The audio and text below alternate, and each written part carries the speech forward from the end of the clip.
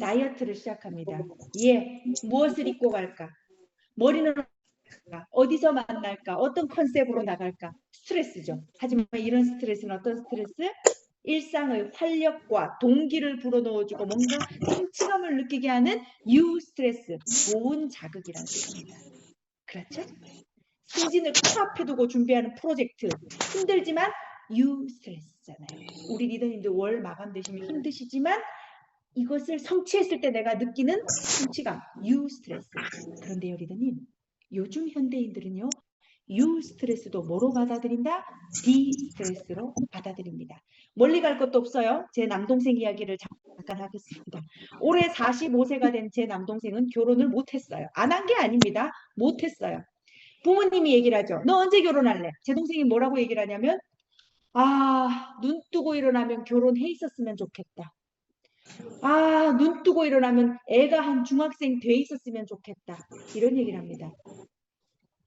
누군가를 만나고 알아가고 맞춰가고 결혼하고 아이 놓고 이 모든 과정을 뭐로 받아들이죠? 유스트레스가 아닌 디스트레스로 받아들이고 있다기 때문입니다. 그러니 우리 현대인들은 대부분 과도한 긴장 상태의 에너지가 낭비되는 디스트레스 상황에 존재하죠. 지금 보이시는 이 숫자 8, 옆으로 누운 듯한 숫자 8은요. 끝이나 한계가 없는 상태를 의미합니다. 무한대의 부호예요. 우리 무한대를 인피니티라고 하죠. 이 무한대는요. 나쁜 것을 집어넣으면 나쁜 것이 무한대로 끝나지 않는 겁니다. 좋은 것을 집어넣으면 좋은 것이 무한대로 끝나지 않아요. 만약에 여기에 지속적인 스트레스를 집어넣으면 불안과 우울과 주간 단위의 번아웃을 경험하면서 신경전달 물질과 호르몬의 불균형을 초래하죠. 과도한 긴장 상태가 유지되다 보니 뭐가 오겠습니까? 피로감이 옵니다. 왜? 빠르게 에너지가 소진되니까. 지속적인 스트레스가 만성 피로를 불러오는 극심함의 고리에서 뭐가 없다? 끝이나 관계가 없다라는 겁니다. 리더님, 만성 피로와 피로는 다릅니다. 어제 운동하고 오늘 피곤한 건 피로. 만성 피로는 뭘까요? 바로 이겁니다. 아무리 쉬어도 아무리 잠을 자도 회복되지 않는 비정상적인 탈진 상태. 우린 이것을 비가역적이다. 되돌릴 수 없다라고 이야기를 합니다. 이 비가역적인 상태가 어느 정도 지속된다? 6개월 정도 지속이 되면은 이건 더 이상 느낌적인 느낌이 아닌 의학적 상태입니다. 탈진이에요.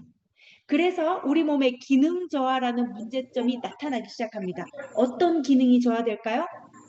집중력이 떨어집니다. 기억이 감퇴됩니다. 어지러워요. 알 수 없는 비특이적인 통증이 나타납니다. 대표적으로 어떤 통증이요? 두통, 근육통, 관절통, 인후통 이런 통증이 나타나면 열의 열은 뭐라고 얘기할 것 같아요? 몸살인가? 무슨 감기 바이러스가 365일 내 옆에 붙어 있는 것도 아닌데 어떻게 맨날 몸살이겠습니까? 이런 증상들은 내 몸이 비가역적으로 6개월 동안 만성적인 피로 상태에서는 기능 저하였구나. 이거라는 거죠. 리더님, 스트레스로 시작하여 만성 피로의 단계로 오게 되는 겁니다. 지금 우리 리더님들은 어떤 상태이신가요? 지금 우리 리더님들은 긴장 상태이신가요? 편안한 상태이신가요? 편안하다 2번, 긴장이다 1번. 하나, 둘, 셋. 긴장이다, 긴장이다, 편안하다. 극과 극으로 나눠지시네요. 자, 리더님 기억하세요. 눈 뜨고 있는 시간은 모두 다 긴장 상태입니다. 보세요. 눈 뜨고 있는 그 순간 책상 위에 있는 물컵을 쏟지 하기 위해서 팔의 반경을 조절합니다. 강의 내용을 놓치지 않아서 집중하면서 메모를 하세요. 걸어가는 도중에도 사람과 부딪히지 않게 해서 방향을 조절합니다. 눈 떠 있는 순간은 모두 무슨 상황? 위기 상황. 이 위기 상황에 나를 지켜주는 호르몬이 바로 어떤 호르몬이죠? 코르티솔. 그렇죠. 그래서요, 리더님, 코르티솔 호르몬은요, 스트레스 호르몬이 아니에요. 위기 상황으로부터 나를 대처할 수 있도록 에너지를 만들어주는 에너지 호르몬이라는 겁니다. 그러니 눈 떠 있는 시간에는 코르티솔 수치가 높을 수밖에 없어요. 아침부터 시작해서 증가하던 코르티솔이 우리에게 활력을 주고 동기부여를 줍니다. 에너지를 줍니다. 오후 2시쯤 되면 코르티솔은 서서히 퇴근 준비를 해요. 그 다음 타자가 출근하거든요. 그게 누구? 멜라토닌. 멜라토닌이 오후 2시부터 조금씩 나와야 밤 10시가 돼야 최고 정점에 달하고 잠이 오거든요. 그런데 우리 오후 2시 되면 뭐라고 하죠? 아우 피곤해라. 안 되겠다. 커피 한 잔 마셔야 되겠다. 그 순간 카페인이 들어가면서 코르티솔이 퇴근 시간이 아닌가? 우리 지금 집에 가면 안 되는 건가? 야야야 있어봐. 내 몸의 주인이 카페인을 넣은 걸 보니까 아직은 더 위기 상황을 유지해야 줘야 되나 봐. 퇴근하지 말자. 그러면 누가 출근을 못하죠? 멜라토닌이 출근을 못하게 되는 겁니다. 지금 그림 보이시나요? 밤에는 멜라토닌이 높아야 되고 낮에는 코르티솔이 높아야 되는 이 생체 리듬이 무너지게 된다는 겁니다. 그래서 그걸 우리 뭐라고 한다? 코르티솔의 역습. 줄어들어야 할 시간에도 줄어들지 않고 계속적으로 우리 몸이 위기 상황이라고 판단하면서 코르티솔이 높은 레벨을 지속하니 각성이 유지가 되는 거죠. 각성된 상태에서는 수면을 불러오는 멜라토닌이 분비되지 않다 보니 불면을 초래하게 되는 겁니다. 우린 이 복잡한 기전을 스트레스 받아서 잠이 안 온다. 이렇게 정리를 하더라는 거죠. 코르티솔 호르몬은 낮 동안 눈 떠 있는 위기 상황에 반드시 필요한 호르몬입니다. 그래서 현재 우리 리더님의 부신이라는 장기에서 열심히 분비해내고 있어요. 너 지금 눈 떠 있구나. 너 지금 에너지 필요하지? 내가 코르티솔 분비해서 에너지를 끌어올려 줄게. 혈관을 수축시키고 혈압을 끌어올려 줄게. 혈당도 높여줄게. 이런 역할입니다.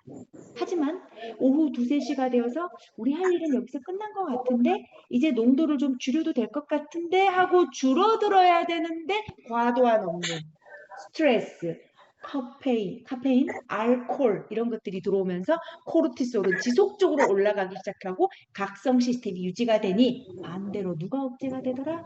멜라토닌 수면 호르몬과 신경의 흥분을 억제하는 가바라는 신경 전달 물질이 억제가 되는 거죠.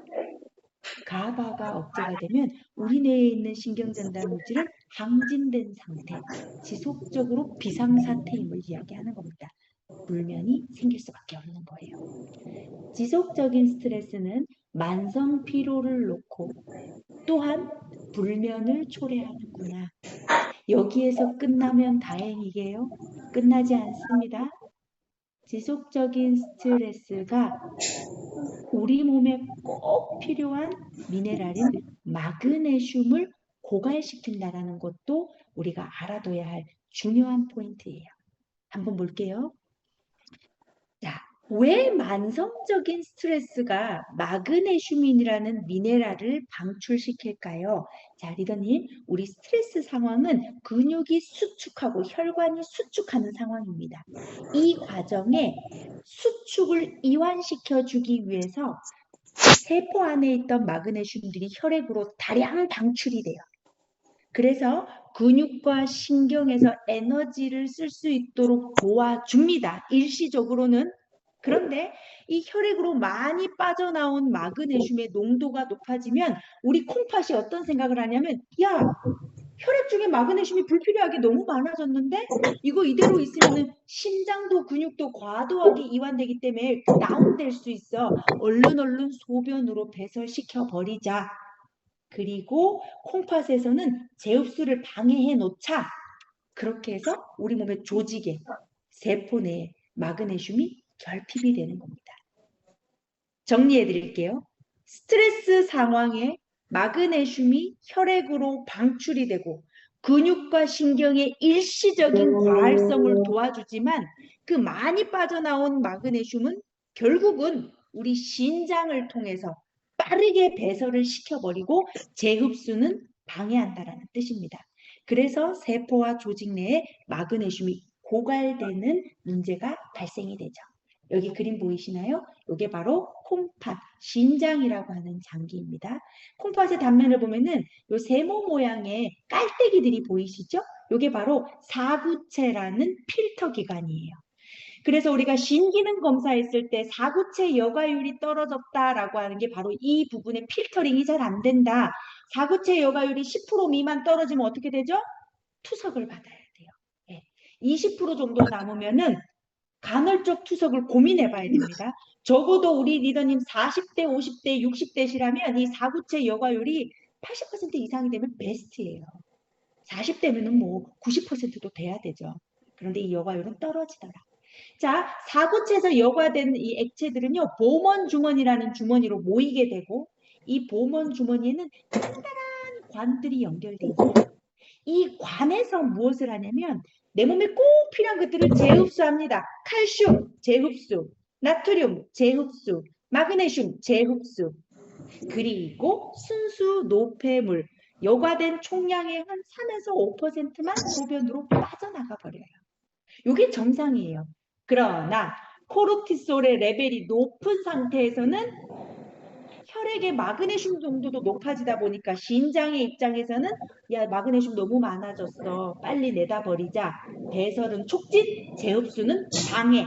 사구체에서 걸러서 세뇨관에서 재흡수하지 않고 바로 그냥 소변으로 버려버리더라는 겁니다. 그러니 어떤 문제가 생기겠어요? 근육정년이 나타나요. 그렇죠? 심박수가 빨라져요. 혈압이 오르는 문제가 생기고 신경이 흥분되는 문제들이 생기게 되는 겁니다. 그게 바로 마그네슘이 하던 역할이었거든요. 기억하세요. 마그네슘은 단 한 가지의 역할을 하지 않습니다. 마그네슘에 의존하는 조효소가 300여 가지가 있어요. 효소들도 마찬가지예요. 그래서 효소를 도와주는 대표적인 조효소 마그네슘 300여 가지의 일을 한다.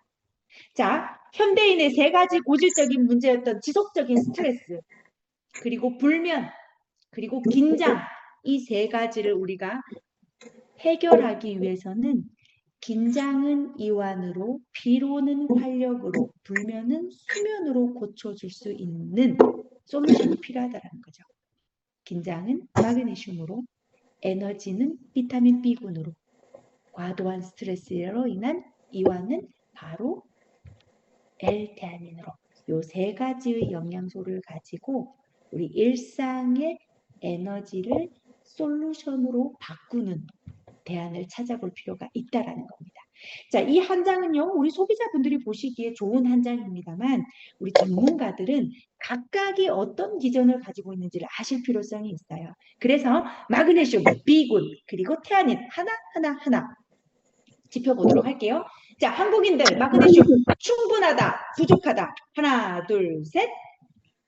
질문 의도가 벌써 그죠? 부족하다라는 의도가 벌써 다분하지요? 맞습니다.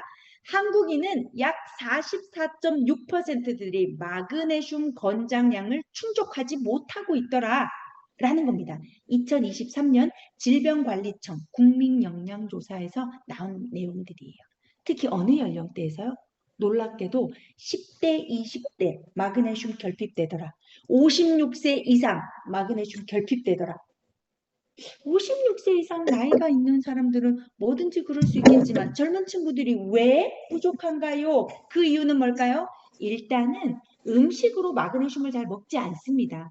마그네슘이 풍부한 것은 견과류, 통곡물, 채소, 과일.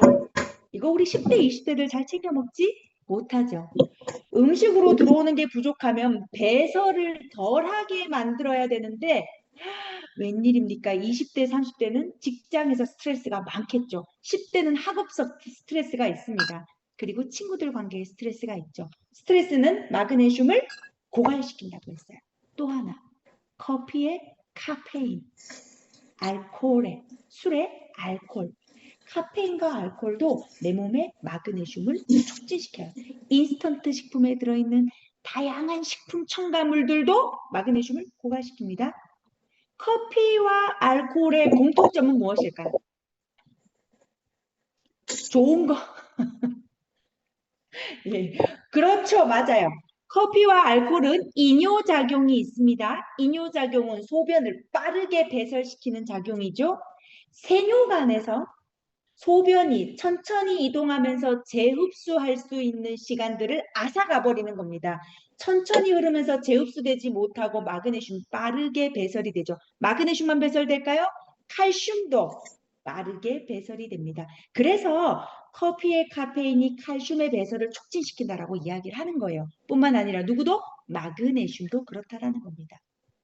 10대, 20대의 식생활 습관이 마그네슘을 고갈시킨다. 그럼 56세 이상의 중장년층에서는 왜 고갈될까요? 일단은요, 뭘 먹어도 소화가 잘 안 되기 시작합니다.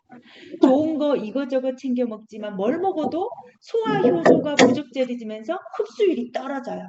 여기에 가지고 있는 질환으로 인해서 마그네슘이 고갈됩니다. 대표적으로 어떤 질병이 있을까요?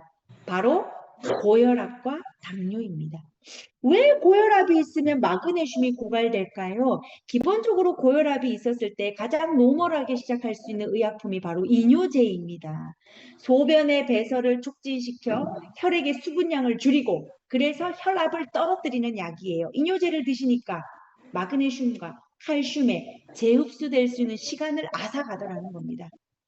두 번째, 당뇨는 왜 그럴까요? 혈액 중에 포도당이 늘어나면 우리 몸은요, 항상성을 유지하기 위해서 이 당을 소변으로 배설시킵니다. 그 과정에 포도당은 비중이 무거워요. 혼자 나가지 않고 물과 친한 아이들을 데리고 나갑니다. 물과 친한 애들 누가 있을까요? 수용성 비타민 중에서도 비타민 B, 비타민 C 이런 것들 데리고 나가요. 그리고요, 리더님, 마그네슘은 미네랄임에도 불구하고 양전하를 띠고 있어요. 플러스 정도. 물은 마이너스 정도를 띠고 있어요. 그러니 플러스는 누구를 끌어당긴다? 마이너스를 끌어당긴다. 그렇죠?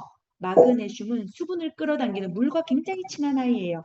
그런데 이뇨작용이 있고 소변이 배설이 될 때에 비중이 무거운 포도당과 만나서 배설이 촉진되더라는 겁니다. 그러다 보니 당뇨가 있으신 분들이 자주 느끼는 불편감이 맨날 피곤하다라는 말씀, 그리고 손발이 쥐가 자주 난다라고 하는 말씀은 이런 수용성 비타민 B군이나 마그네슘의 고갈이 심하기 때문입니다.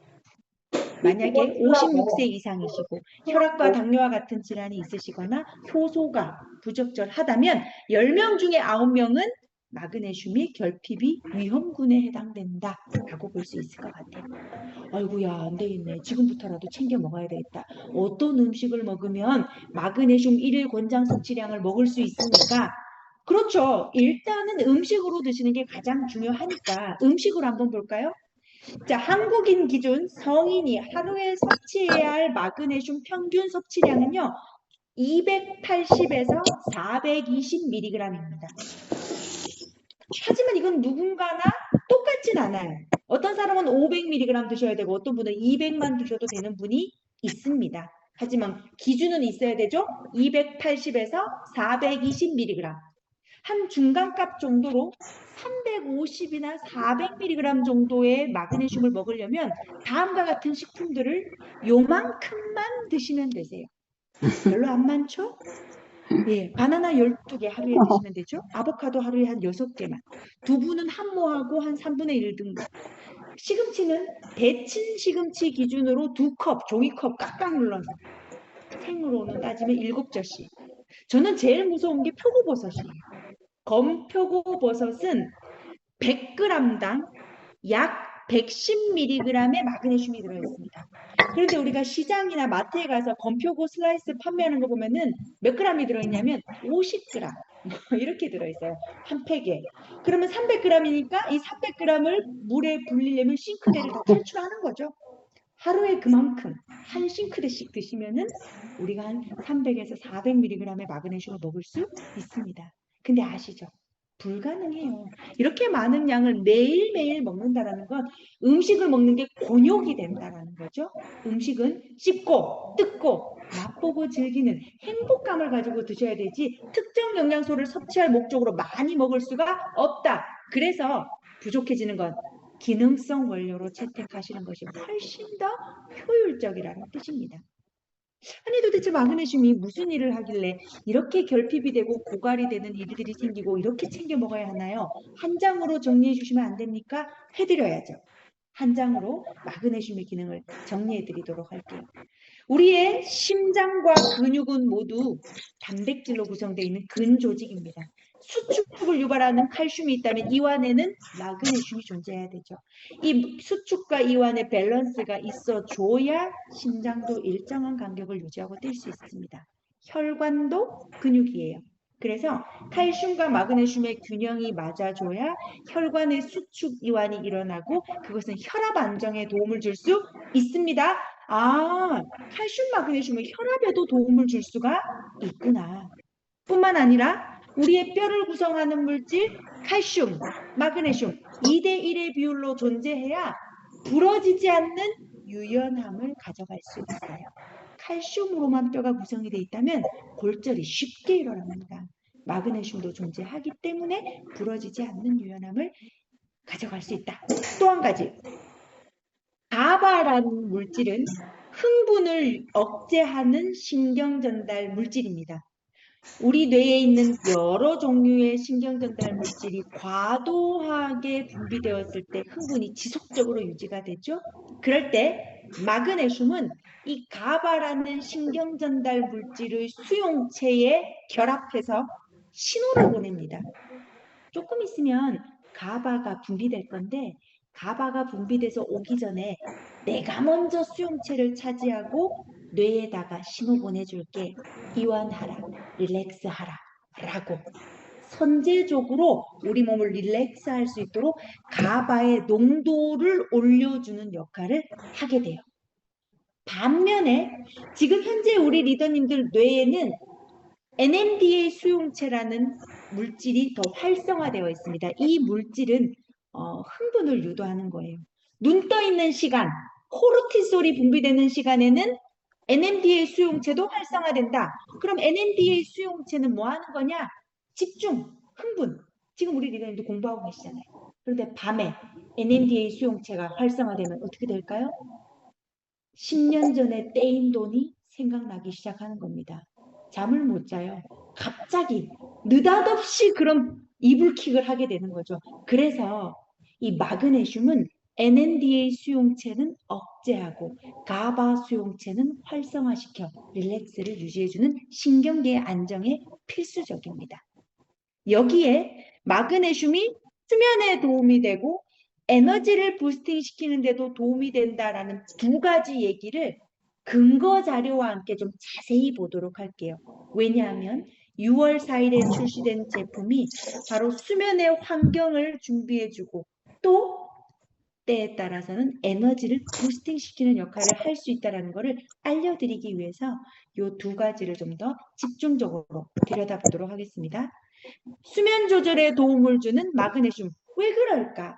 마그네슘의 섭취가 어떻게 멜라토닌 합성에 도움을 주고 일정한 수면 주기를 만들어낼 수 있었을까? 임상시험 연구 자료가 있습니다. 미국 국립보건연구원 자료에 의하면 바로 이 내용이에요. 고연령층의 불면 개선을 위한 마그네슘 보충제의 효능을 규명한 논문입니다.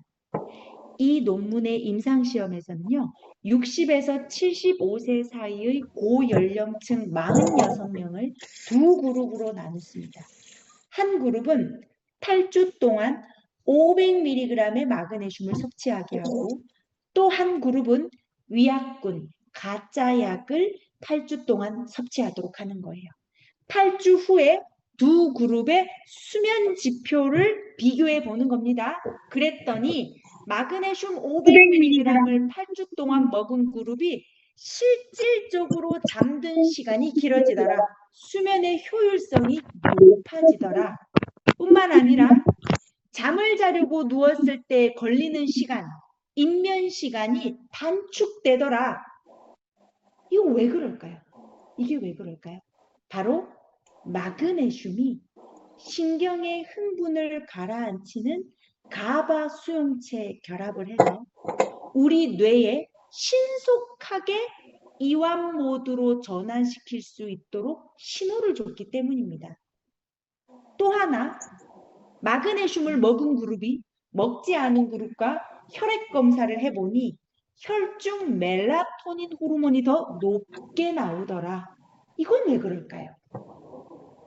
우리가 멜라토닌이라는 수면 호르몬의 원료는 단백질입니다. 아, 단백질을 먹으면 멜라토닌 만들어지겠구나. 이렇게 생각하셨다면 아니에요. 단백질도 효소의 도움을 받아 멜라토닌으로 전환이 되는 건데 이 효소가 나이가 들에 따라 어떻게 됩니까? 줄어들죠. 그러다 보니 40대보다 60대, 60대보다 80대 더더욱 수면의 질이 나빠지는 겁니다. 그러면 효소의 기능이 떨어졌다고 해서 그대로 놔둘 것인가? 이 효소를 도와줄 보조 효소가 있다면 어떨까요? 효소의 기능이 좀 더 활성화될 수 있죠. 바로 마그네슘이 단백질의 트립토판이라는 필수 아미노산을 세로토닌에서 멜라토닌으로 바꿔주는 효소들의 도움을 주는 필수 보조인자였기 때문입니다. 그래서 아마도 500mg의 마그네슘을 먹은 그룹의 500mg의 마그네슘을 섭취한 그룹은 일상생활에서 단백질을 먹었다면 그 단백질이 뭐로 바뀌는데 멜라토닌으로 전환되는 과정에 도움을 줬기 때문에 혈중 멜라토닌 농도가 올라가게 되는 거죠. 그 결과 멜라토닌이 올라가면 누구는 줄어들어요? 반대되는 코르티솔은 감소하게 되는 그렇죠. 밸런스가 이렇게 되는 겁니다. 지금 굿슬립 밸런스를 드시고 계신 60세에서 75세 사이의 고령층, 특별한 질병이 아닌 이상 조금 더 수면 효율을 끌어올리기 위해 저녁 식사 후 마그네슘 한 포, 그리고 주무시기 전 30분 전에 굿슬립, 이 솔루션을 가져가시는 게 좀 더 수면 효율성에 도움 줄 수 있다. 아니 강사님, 왜 같이 안 먹고 따로 먹으라고 합니까? 그냥 굿슬립이랑 마그네슘 같이 먹으면 안 될까요? 같이 드셔도 무방합니다만 왜 제가 따로 얘기를 드렸냐면 굿슬립 밸런스에 들어있는 감마 오리자놀이라는 성분은 미네랄이 아니에요. 분해 흡수되는데 시간이 굉장히 짧습니다. 그래서 잠들기 30분 전이라고 얘기하지만 이 마그네슘이라는 아이는 흡수율이 좋고 생체율이 좋은 코팅 방법을 적용했다곤 해도 미네랄이에요. 분해 흡수되는데 시간차가 더 필요하더라. 그래서 저녁 식후 마그네슘, 잠자기 30분 전 굿슬림 이렇게 세팅을 하는 것이 수면의 릴렉스 환경을 조성하는 데 좀 더 도움이 되지 않을까라는 말씀을 드리고 싶습니다. 그 다음 마그네슘이요. 릴렉스와 완전 반대되는 일을 하고 있습니다. 에너지를 부스팅시키는 일이에요. 무조건 몸을 릴렉스만 시키지는 않는다. 그림 한번 보시겠습니다. 마그네슘에 의존하는 수백 가지의 효소들 중에서 가장 중요한 효소 반응이 뭐라고 생각하십니까? 인간이 살아가는데 꼭 필요한 ATP를 활성화시켜 에너지를 생산하는 거죠. 이 ATP를 활성화시켜 에너지를 생산하는 장소가 어디입니까? 세포 안에 미토콘드리아. 세포 안의 미토콘드리아는 우리가 섭취한 영양소와 산소를 버무려서 ATP라는 에너지 화폐를 만드는데요. 이 화폐를 생산하는 데 효소가 참여하죠. 그 효소를 적극적으로 지원하는 게 바로 마그네슘입니다. 마그네슘이 없으면 ATP의 생산 효율성이 떨어져요. 뿐만 아니라 ATP가 만들어져도 조직으로 이동시켜서 사용하는 것도 어려워져요. 왜? ATP는 마그네슘과 결합된 상태로 이동하거든요. 그러면 아무리 미토콘드리아에서 ATP를 효율적으로 만든다 하더라도 ATP가 없으면 조직으로 배달을 해줄 수가 없는 겁니다. 그렇죠? 자, 자판기에 돈을 넣어야 음료수가 나와요. 우리의 세포들도요, 에너지 화폐 ATP를 넣어줘야 그걸 가지고 생명 활동을 할 수 있는 겁니다. 그 과정에 누가 필요하다? 마그네슘이 있어야 된다. 더 마그네슘 미라클이라는 이 책은 미국의 의사이자 자연치료사인 캐롤린 딘이라는 박사가著作한 건강 분야에서는 세계적인 베스트셀러예요. 이 책에서는 뭐라고 적혀져 있냐면 현대인들이 겪는 수많은 만성질환의 근본적인 원인이 마그네슘에 결핍돼 있다라고 경고를 했습니다. 마그네슘의 중요성, 올바른 보충 방법을 과학적 근거와 함께 제시하고 있는 책이에요. 번역본도 나와 있으니까 기회가 되신다면 한번 읽어보시면 좋으실 것 같습니다. 자, 리더님. 마그네슘이 에너지를 만들 목적으로 먹는다면 언제, 무엇과 함께 먹으면 더 좋을까요? 우리가 에너지가 필요한 시간은 밤이 아니라 낮 시간이니까 아침 식사, 점심 식사 후 한 포. 뭐랑 같이 먹으면 좋을까요?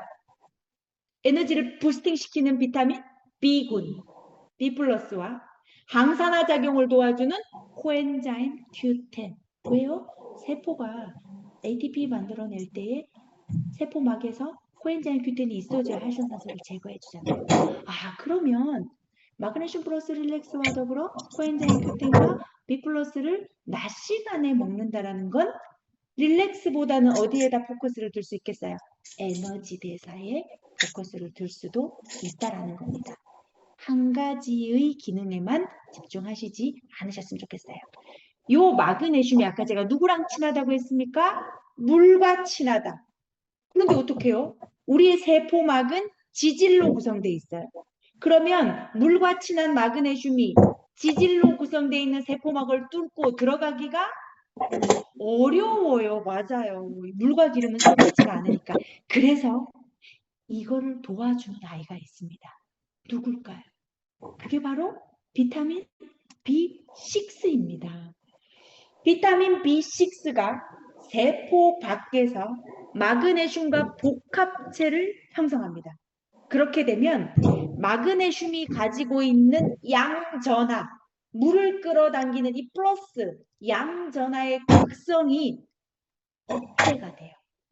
극성이 억제가 되면 지질로 구성된 세포막을 뚫고 들어가기가 훨씬 더 수월해지는 겁니다. 비타민 B군이 마그네슘을 데리고 극성을 억제해서 세포막 통로로 유입이 되는 거예요. 유입된 마그네슘이 세포 안에 있어줘야 미토콘드리아가 ATP를 만들 수 있는데 들어온 영양소는 다시 유출될 수도 있어요. 그래서 마그네슘이 유출되지 못하도록 누가 붙잡고 있어준다? 비타민 B6가 부여잡고 있는 겁니다. 그래서 세포 내 마그네슘 농도가 올라가면 미토콘드리아가 그걸 가지고 ATP 생산에 쓰고 또 ATP와 결합시켜 온몸으로 보내주고 그 다음 근육의 이완과 신경의 안정, 혈압의 안정에 도움을 줄 수 있습니다. 그래서 마그네슘과 비타민 B6는 무슨 관계다? 상호 보완적 관계라는 거죠. 우리 리더님들은 300여 가지 일을 하시는 마그네슘, 교육으로 인도하는 저는 비타민 B6, 저와 우리 리더님은 무슨 관계요? 상호 보완적 관계다라는 거죠. 그래서요, 마그네슘 단일 제제를 드시는 것보다 비타민 B6와 함께 드시는 게 훨씬 더 효율적이라는 얘기를 해드리는 거예요. 그러면 이거를 몇 대 몇의 비율로 먹으면 더 좋습니까? 영양소도 비율이 중요하다고 하던데요. 그래서 마그네슘 10, 비타민 B6 1, 10대 1의 비율로 먹었을 때에 극심한 스트레스 완화에 억제가 10대 1로 비율을 먹었을 때 38.2%더 억제되었다라는 데이터를 갖고 있어요. 그럼 10대 1의 비율로 먹어야 되겠구나. 그런데요, 리더님? 더블엑스도 먹고, 칼맥디도 먹고, 마그네슘 플러스 B 플러스도, 그렇죠? 릴렉스도 먹고, 바나나도 먹고, 견과류도 먹고 있는데, 그럼 이게 몇 대 몇인지 어떻게 압니까? 라고 질문하시더라고요. 맞아요. 여러 가지를 먹다 보면 10대 1의 비율을 지킬 수가 없어요. 그래도 상관없다라는 겁니다.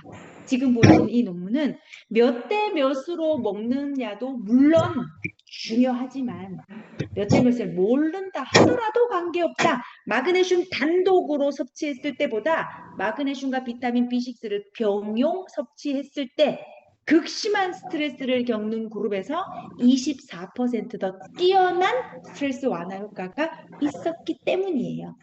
그래서 더블엑스랑 같이 드시던 마그네슘을 칼맥디랑 같이 드셔도 그렇죠? 무방하다라는 얘기를 해드리는 겁니다. 다만 나는 모든 제품을 다 먹지 않고 마그네슘 플러스 릴렉스만 먹을 것이야 라고 했을 때는 우리가 몇 대 몇? 10대 1을 강조할 수 있어요. 그랬을 때 스트레스 완화가 38.2% 증가했으니까요. 함께 드시는 게 중요하다. 뉴트리라이트의 마그네슘 플러스 릴렉스에는 마그네슘과 B6가 10대 1의 비율로 들어있다라는 거 참고해 주시면 좋을 것 같습니다. 자, 이제 마지막 원료 태아닌입니다. 녹차나 홍차에 풍부한 아미노산입니다. 식물 영양소 아니에요. 태아닌은 아미노산이다. 아, 식물에도 단백질이 있군요. 그럼요. 그러니 초원에서 풀 뜯어먹고 사는 소도 말도 근육이 있는 겁니다. 뭐가 있으니까요? 식물에도 단백질이 있으니까요. 이 녹차나 홍차에는 플라보노이드라는 항산화 성분도 풍부하지만 바로 이 L테아닌, 테아닌이라는 아미노산도 풍부합니다. L테아닌과 테아닌은 같은 거입니다. 자연에 존재하는 건 태아닌이라고 부르고 우리가 그걸 가지고 가공을 하고 제품을 생산할 때에는 활성형으로 흔히 사용되기 때문에 활성형 태아닌을 L태아닌이라고 부르자라고 통칭을 하고 있어요. 그래서 결국은 같은 겁니다. 자, 이 L태아닌의 얼굴이 누구랑 닮았냐면요. 흥분을 유도하는 신경전달 물질 글루탐산과 닮았어요. 우리 글루탐산을 다른 말로 글루타메이트라고 하거든요. 신경전달 물질로 이야기할 때 주로 글루타메이트, 흥분을 유도한다 라고 하고 우리가 이걸 맛으로 표현할 때 감칠맛 난다라고 할 때 글루탐산이라는 표현을 쓰기도 합니다. 그건 맛을 나타내는 개념이죠. L테아닌이 글루타메이트라는 흥분과 각성을 유도하는 신경전달 물질과 얼굴이 비슷하게 생겼다라는 것은 이 신경전달 물질이 이동하는 시냅스 공간에서 요 수용체 보이시죠? 여기에 글루타메이트가 많이 달라붙으면 그만큼 흥분이 많이 전달되는 거예요. 예를 들어 앞에 있는 신경세포에서 100개의 글루타메이트가 건너갔어요. 수용체가 100개가 있는데 여기 모두 다 글루타메이트가 차지하게 되면 흥분이 몇 개가 전달된다? 100개가 전달되는 거예요. 그런데 이 중에 50개를 글루타메이트랑 얼굴이 비슷하게 생긴 L테아닌이 차지해버리는 겁니다. 그럼 글루타메이트가 차지할 수 있는 수용체는 몇 개? 50개. 그럼 흥분이 100으로 지나갔지만 전달되는 건 몇 개? 50개. 흥분이 줄어들게 되는 거예요.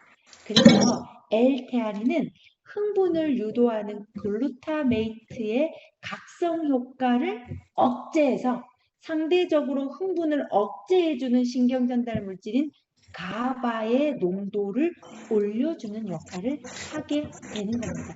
이걸 자칫 잘못 이해하면 글루타메이트를 가바로 바꿔줬다 이렇게 생각하시는데 그게 아닙니다. 글루타메이트의 수용체에 L테아닌이 경쟁적으로 결합했기 때문에 흥분이 줄어든 거예요. 그래서 진정 신호인 가바가 활성화되고 강화되는 겁니다. 그래서 우리의 심리적 브레이크를 거는 생화학적 원리예요. 심리적 브레이크라는 말 저는 되게 좋아하거든요. 니들 왜 흥분될 때 우리 왜 말이나 행동이 확 나오잖아요. 그럴 때 우리가 행동을 자제해야 될 게 아니라 뭐를 자제해야 되죠?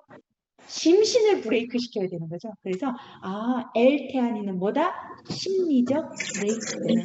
흥분을 억제시켜 주는구나. 흥분을 전달하는 글루타메이트를 막아주는 역할을 하는구나. 이렇게 정리가 될 수 있을 것 같아요. 그래서 식약처로부터 어떤 기능성을 받았나요? 스트레스로 인한 긴장 완화에 도움 줄 수 있다. 흥분은 억제되고 각성도 억제되기 때문입니다. 자, 이런 L테아닌이 뇌에 있는 혈관을 통과할 수 있다는 거 알고 계셨나요? 그림 한번 보여드릴게요. 우리 뇌는 모세혈관으로 되어 있습니다. 손끝, 발끝, 눈, 귀도 모두 모세혈관이죠? 그런데 뇌에 있는 모세혈관과 다른 부위에 있는 모세혈관에 차이점이 있어요. 뇌에 있는 모세혈관은 이 그림 보이십니까? 아주 촘촘하고 섬세한 세포벽을 가지고 있습니다. 이 단단한 세포와 세포 사이의 세포벽을 뭐라고 부르냐면 혈뇌장벽이라고 불러요. 아, 뇌에 있는 모세혈관에는 혈뇌장벽이라는 촘촘한 벽이 있구나. 이거 왜 있을까? 왜 눈, 귀, 손끝, 발끝에 넣고 왜 뇌에만 있을까? 바로 선택적으로 물질을 투과하기 위해서예요. 만약에 우리가 폐혈증이 왔다. 또는 복막염이 생겼다. 온몸으로 염증이 막 퍼지는 상태에 우리 뇌는 멀쩡하다라는 겁니다. 왜? 혈내 장벽에는 바이러스, 세균, 독소는 통과할 수 없기 때문입니다. 뇌세포를 보호하기 위해서 혈내 장벽이 촘촘하게 막아주거든요. 하지만 뇌혈관도 세포들을 먹여 살리기 위해서는 뭐는 통과시켜야 된다? 탄소, 이산화탄소 배출해야 되죠. 또 포도당 들어와 줘야 됩니다. 지용성 물질 들어와 줘야 돼요. 우리의 뇌는 지질 구조로 되어 있으니까요. 또 400달톤 이하의 저분자 물질은 통과할 수 있어요. 바로 L테아닌 400달톤 이하의 저분자 물질입니다. 뭐를 통과할 수 있다? 혈내 장벽을 통과할 수 있어요. L테아닌이 혈내 장벽을 통과할 수 있다는 건 인간의 뇌파에 영향을 줄 수 있다라는 겁니다. 그래서 인간 뇌파 연구 자료가 따로 있어요. 인간의 뇌파를 연구한 이 자료는요. 건강한 젊은 참가자를 대상으로 16명에게는 L테아닌 50mg을 섭취하게 하고 나머지 19명에게는 위약금, 가짜 약을 주는 겁니다. 그리고 난 다음 45분 후, 60분 후, 75분 후, 90분 후, 105분 후 뇌파의 변화를 측정해 보는 거죠. 그랬더니 L테아닌 50mg을 먹은 그룹 보이시나요? 붉은색이 점점 늘어나는 걸 확인할 수 있습니다. 이 붉은색 뇌파가 뭐냐? 요 위에 있는 뇌파가 바로 알파파라는 뇌파인데요. 알파파는 일반적으로 편안한 휴식을 취하거나 스트레스가 최저 수준으로 유지되었을 때 분비되는 릴렉스한 상태의 뇌파라고 보시면 되세요. 지금 우리 리더님의 뇌에서는 베타파가 나오고 있습니다. 일상에 눈 뜨고 있는 상황은 무슨 상황? 스트레스 상황. 베타파. 어버가도 모를 정도로 깊은 잠을 자고 있을 때는 델타파가 나옵니다. 델타파. 인간의 뇌파는 총 5개거든요. 알파파, 베타파, 델타파. 그 다음에 한 가지 더. 감마파라는 게 있어요. 이 감마파는 고도의 인지 처리, 초집중 상태. 집중해서 뭔가 일을 하고 있는 고도의 인지적인 처리를 하고 있을 때 증가하는 건 감마파. 연구자들이 감마파가 많이 나오죠. 그 다음에 하나 세타파라는 게 있어요. 세타파는 아주 얕은 잠을 잘 때, 꿈 같은 거 꿀 때, 그때 세타파가 나오는데요. 이때 꿈이 보통 어때요? 정상적인 꿈도 꾸지만 보통 말도 안 되는 꿈 많이 꾸시죠? 막 날아다니고 막 그런 거죠. 만지면 막 금으로 바뀌고 창의적인 사고. 바로 세타파가 나와서 얕은 잠을 잘 때는 이 창의적인 사고를 할 수 있구나. 5가지 뇌파였습니다. 그 중에서 알파파가 증가했다는 거 우리에게 무엇을 시사할 수 있느냐? 시간이 지날수록 편안한 휴식 상태로 우리의 뇌를 릴렉스하게 도와줬다라는 건데요.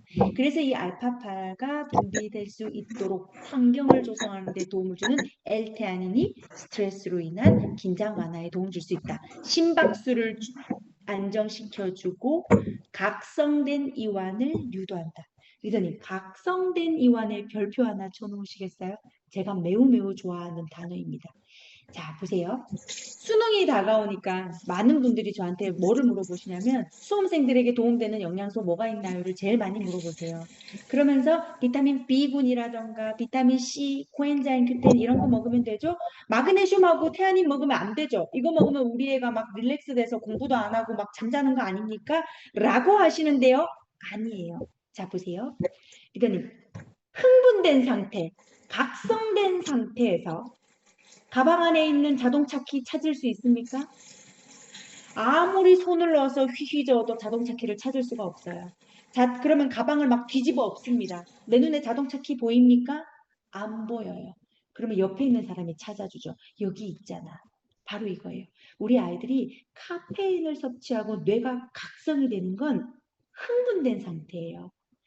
단기 기억으로 저장이 되지만 장기 기억으로 저장할 수 없다라는 뜻입니다. 이해하셨죠? 그럼 공부하는 우리 아이들에게는 흥분보다는 뭐가 더 필요한 거예요? 릴렉스가 필요한 건데 바로 알파파는요. 몸은 릴렉스한 상태이지만 정신은 집중된 상태예요. 선지자라던가 우리가 목회자분들, 이 종교를 가지고 계신 분들이 있게 기도를 하거나 명상이 빠지실 때 몸은 릴렉스한 상태인데 몰입하시잖아요. 바로 이 몰입, 짧은 시간 공부하더라도 장기 기억으로의 저장 능력이 훨씬 더 좋아지는 상태. 저는 각성된 이완이 공부의 효율성을 높인다라고 생각합니다. 그래서 요즘 뭐 이런 얘기 많이 하죠. 뇌파 학습 이런 얘기 많이 하죠. 바로 이 알파파가 거기에 해당되지 않을까라는 생각이 들어요. 그래서 전체적으로 스트레스와 긴장을 좀 완화해 주는데 도움 줄 수 있다. 자, 다시 한번 나왔습니다. 무한대의 고리. 지속적인 스트레스를 집어넣었더니 만성 피로가 악순환의 고리였죠. 그래서 우리는 이것을 바꿔보고자 합니다. 디스트레스가 아닌 유스트레스. 긍정적인 생각과 일상의 활력을 집어넣으니 밤에는 숙면과 피로 회복의 기회가 있고 선순환의 효율적인 인피니티가 완성이 되는 거죠. 가장 어려운 게 마음먹기에 따라 달렸다라는 거다 보니 우리가 어떤 관점을 바라볼 때에 조금 더 생각의 전환이 필요한 건 사실입니다. 저는 직장인이죠. 예를 하나 들어드릴게요. 오늘 회의가 3시에서 5시로 밀렸습니다라고 하면 딱 두 부류로 나눠져요. 아, 왜 미루는 건데? 왜 미루는 건데? 또 무슨 말 하려고? 이렇게 하는 그룹이 있고요. 또 한 그룹은 이렇게 해요. 오, 흥미진진한데? 뭐 새로운 거 있나 봐. 여기 아니, 새로운 뭐 대안 있나 봐. 12시, 12시 기대되는데? 반에. 이렇게 얘기하는 사람들도 있어요. 결국은 똑같은 사안을 보고 그게 유 스트레스가 되는 사람도 있고 디 스트레스가 되는 사람도 있더라. 그래서 어르신들의 말이 틀린 게 아닌 것 같습니다. 어느 정도 똑같은 현상을 볼 때 내 맘 먹기에 달렸다고 하니 긍정적으로 받아들이고 그걸 일상의 활력으로 접목시키고 밤에는 릴렉스할 수 있는 환경을 만들어서 선순환 구조를 이어가시면 좋을 것 같아요. 오늘의 긴장이 내일의 피로가 되지 않도록 우리 리더님들을 위한 그리고 나의 소비자분들에게 꼭 필요한 선순환 트리플 케어 제품, 이 제품의 스펙을 한번 정리하도록 하겠습니다. 태아닌이 200mg이죠. 이게 적은 양이 아니라는 거 아까 뇌파 연구에서 보셨죠. 뇌파 연구에서 사용한 L태아닌은 얼마였습니까? 50mg이었어요. 200mg이 함유되어 있고 마그네슘 315mg으로 하루 필요량을 충족하실 수 있습니다. 거기에 함께 먹었을 때 훨씬 더 효율적인 비타민 B6가 흡수에도 도움 줄 뿐만 아니라 에너지 대사에도 도움 줄 수 있었죠. 10대 1의 비율로 31.5mg이 함유되어 있습니다. 마그네슘만 넣어놔도 되지만 이 미네랄의 친수성이라는 극성을 완화하고 흡수율과 생체 이용률을 우수하게 만들어주기 위해 프리미엄 가공법을 사용했네요. 일단은 제인산 칼슘으로 안정성을 주고 인지질과 지방산 에스테르로 싸서 지질막의 흡수 통과를 좀 더 유용하게 만들어 놓은 상태. 보통 이런 리포좀 유사 제형 구조는 프리미엄 공법 중에서도 어디에 많이 쓰냐면 철분이나 마그네슘을 파우더로 만들 때 사용하는 프리미엄 공법입니다. 모든 파우더가 이 리포조말의 유사 구조로 다 만들지는 않아요. 가격 차이가 난다는 뜻입니다. 제가 이 제품 출시되었을 때 가장 많이 받았던 질문이 뭘 것 같아요? 첫 번째, 회사님, 왜 산화 마그네슘이 주 원료입니까? 라는 질문을 정말 많이 받았어요.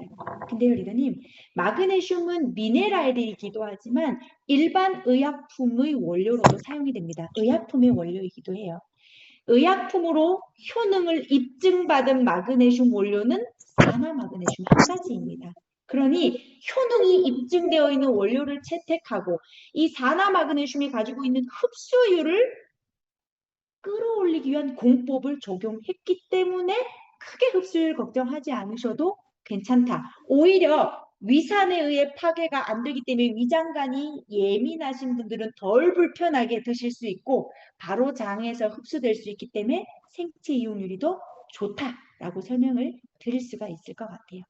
그렇기 때문에 이 부분을 좀 점검을 해 놓으시면 좋을 것 같습니다. 또 그 다음 많이 받은 질문이 왜 가격이 시중에는 한 달, 3개월 구매해도 2만 원인데 이거는 한 달 분이 가격이 너무 비싼 거 아닙니까? 라고 하시는데요. 자, 리더님. 비교 기준 첫 번째, 정제는 정제끼리 비교한다. 파우더는 파우더끼리 비교한다. 액상은 액상끼리 비교한다. 제형에 따라서 가격은 다릅니다. 왜? 공법의 복잡성에 따라 가격이 다르게 측정이 돼요. 같은 파우더라 하더라도 단순 건조 파우더의 형태이냐 특수 프리미엄 공법이냐에 따라 가격이 달라집니다. 이건 제조에 따른 가격이 다르게 측정된다는 거고요. 두 번째, 단일 성분이냐 복합 성분이냐를 보셔야 되세요. 시중에 판매되는 마그네슘이 마그네슘 단일 성분이라면 주원료가 한 가지란 뜻입니다. 식약처로부터 기능성을 인증받은 주원료가. 그런데 우리 뉴트리라이트는 지금 주원료가 몇 가지죠? 세 가지입니다. 그러니 각각의 주원료가 식약처 고시기준 이상이기 때문에 모두 다 가격이 측정되는 건 당연한 이야기예요.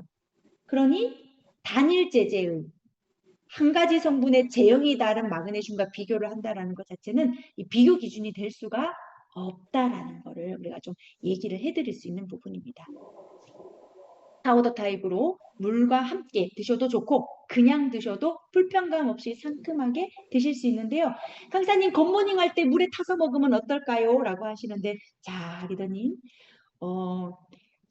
마그네슘은 텁텁한 맛을 가지고 있어요. L테아닌은 아린 맛을 가지고 있습니다. 이 아리고 텁텁한 맛과 향을 개선하기 위해서 자몽분말 추출물과 캐모마일을 사용했어요. 이런 노력을 모두 다 물에 타서 이상 밍숭맹숭한 맛으로 변화시켜서 드시지는 않으셨으면 좋겠습니다. 타서 드셔도 무방한데요.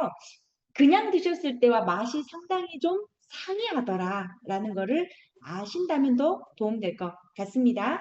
자, 이제 어떻게 먹어야 좋은지 루틴하게 드시는 방법에 대한 이야기들을 좀 해보도록 할게요. 강사님, 저는요, 더블엑스도 먹고 있고, 팔맥디도 먹고 있고, 마그네슘 플러스 릴렉스도 먹고 있습니다. 세 가지 다 먹어도 되나요? 라는 질문에 답을 드릴게요. 세 가지 다 드셨는데 아무런 불편한 증상이 없으시다 하시면 특별히 문제가 되지 않을 것 같습니다.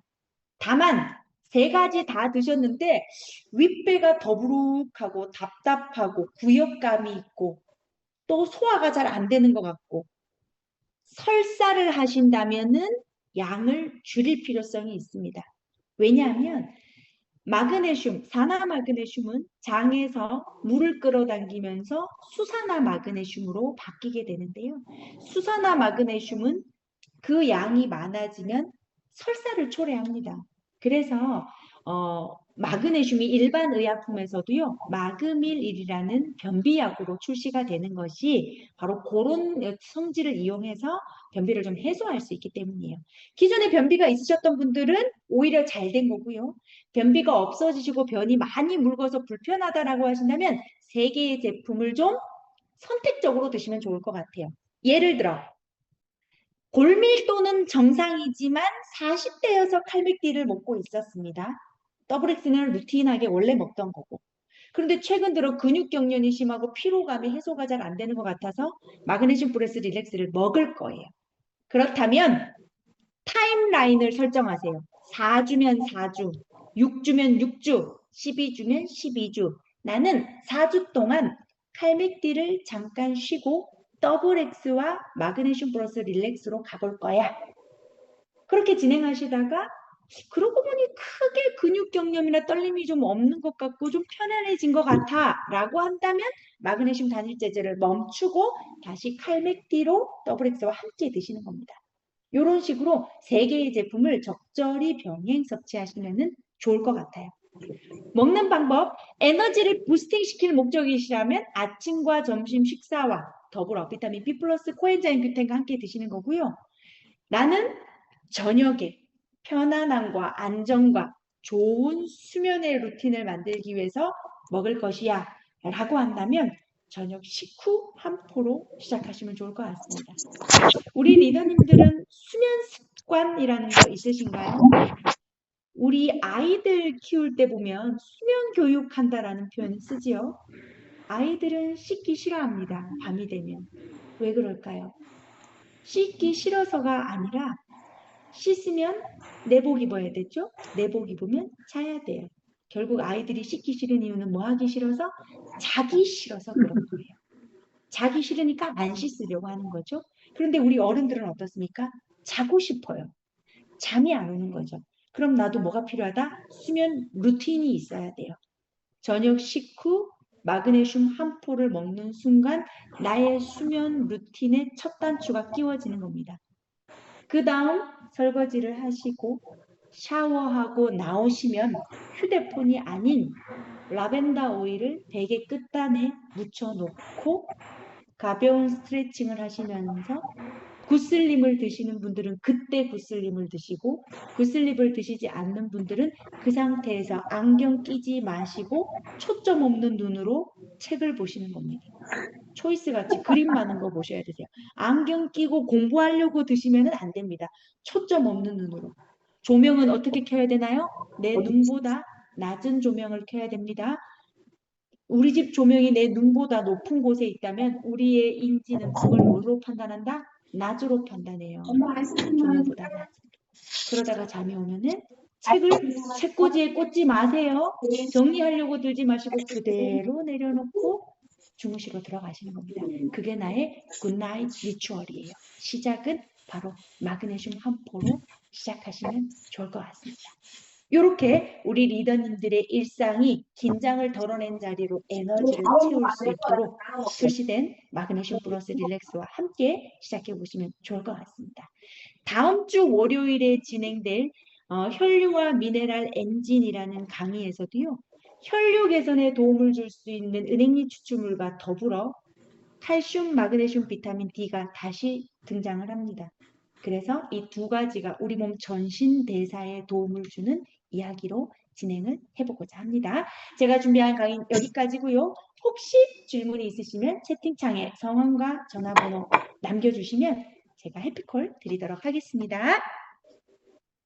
네, 감사합니다, 강사님. 네, 고맙습니다. 신제품이 나오면 이렇게 제대로 한번 우리가 이 제품에 대한 어떤 출시 배경이나 이 과학적인 어떤 우리 몸의 이 원리를 이해하지 못하면 밖에 나가서 너무 많아요. 저도 놀랬어요. 요번에 마그네슘이 나와갖고 소비자분들 이렇게 마그네슘 얘기를 하는데 이미 먹고 있어라고 하는 분이 너무 많았어요. 그런데 아까 우리 강사님 말씀하신 것처럼 비싼 것 같아. 너희 거는 딱 그 얘기가 나오더라고요. 근데 오늘 들어보니까 우리는 L테아닌도 따로 먹는 거고 마그네슘, 비타민, 비제제 요 세 가지를 각자 먹어야 되는 가격으로 생각한다면 너무너무 그쵸? 과학적으로 10대 1의 비율뿐만 아니라 세 가지 제제를 이 가격에 먹는 거니까 어떤 거보다 좀 더 저렴하다는 그거를 제가 오늘 알게 됐고 사실 뭐 우리가 양송이라든가 이런 어떤 송이